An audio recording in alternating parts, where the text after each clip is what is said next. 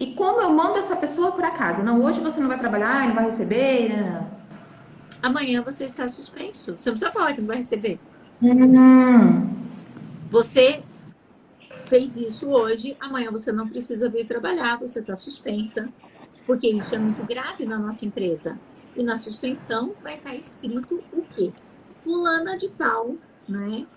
Tem que escrever exatamente o que a pessoa fez. Fulana de tal fez eu. todos os pedidos sem recheio no dia tal, trazendo enorme prejuízo para a empresa, sobrecarregando a equipe, por ser considerado uma falta gravíssima de não ter corrigido, está suspensa e deverá retornar às suas atividades no dia tal.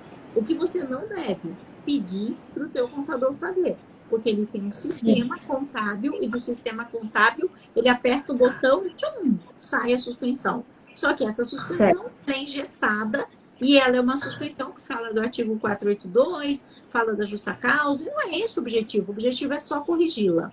E por que que eu aplico uma suspensão e não uma advertência? Qual é a Hum, diferença? Nesse caso teu, por que que eu tô te falando para aplicar uma suspensão e não uma advertência? não sei. Gravidade. Se eu fiz A suspensão X, é mais grave no se caso. eu fiz X salgados sem recheio e falei, Mariana, tá tudo sem recheio, vamos abrir tudo novamente e corrigir. Advertência. Porque deu Uhum. tempo de corrigir. Se eu fiz e mandei para o cliente, foi o cliente que te ligou e falou, Mariana, tá sem recheio? Você tá louca? Isso é Aconteceu isso. gravíssimo. Isso é suspensão, entendeu? Porque não Uhum. existe esse mito que os empresários acham que existe de que tem que ser primeiro uma advertência verbal. Olha que romântico. Depois, 3 advertências por escrito. Depois, uma suspensão por um dia.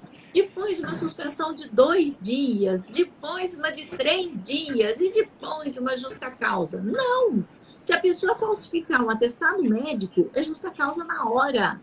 Se a pessoa falsificou um documento, é justa causa na hora.